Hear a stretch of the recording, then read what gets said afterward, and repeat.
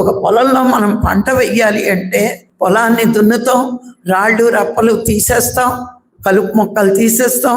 అప్పుడు నువ్వు విత్తనాలు వేస్తే కరెక్ట్గా పెరుగుతాయి. మధ్య మధ్యలో మళ్ళా కలుపు మొక్కలు వస్తాయి, మళ్ళా పీకుతున్నాం.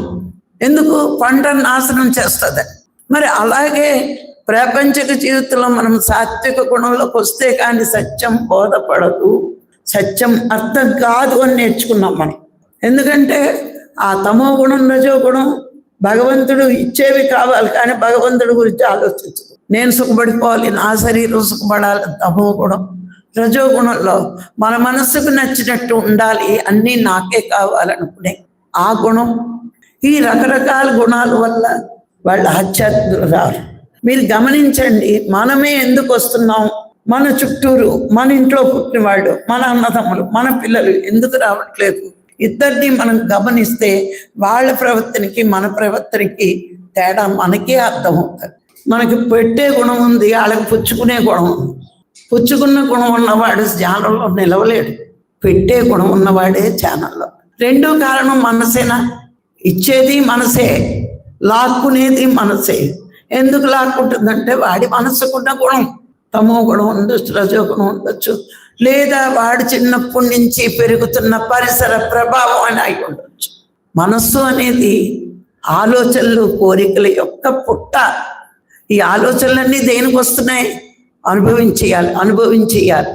ఈ కోరికలు ఈ రకంగా ఉన్నవాడు ఎవరికి ఇవ్వడు. నేను ఇంకా అనుభవించాలి అనుకునేవాడు ఎవరికి ఏమి ఇవ్వడు. కొంచెమైనా సాయం చెయ్యాలి అనుకున్నవాడు ఖచ్చితంగా సత్యానికి దగ్గర అవుతాడు.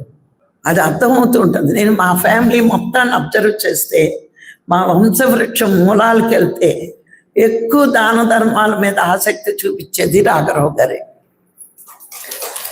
మరి ఈవేళ చిన్నవి చేశారు ప్రాపంచికంలో, ఆధ్యాత్మికంలో పెద్దవి చేసే అవకాశాలు వచ్చాయి. చాలామంది ఒక పని చేసామనుకోండి, ఓ ధ్యానం క్లాస్ కానీ ఏదైనా చేస్తే నేను ఒక్కదాన్నే అంటారు, నొక్కి నువ్వు ఒక్కదానివే ఎందుకు అవకాశం ఇచ్చాడు భగవంతుడు అంటే, ఈరోజు ఇది సక్సెస్ చేసుకుంటే దీనికంట పెద్దవి చేసే అవకాశం మీకు వస్తుంది.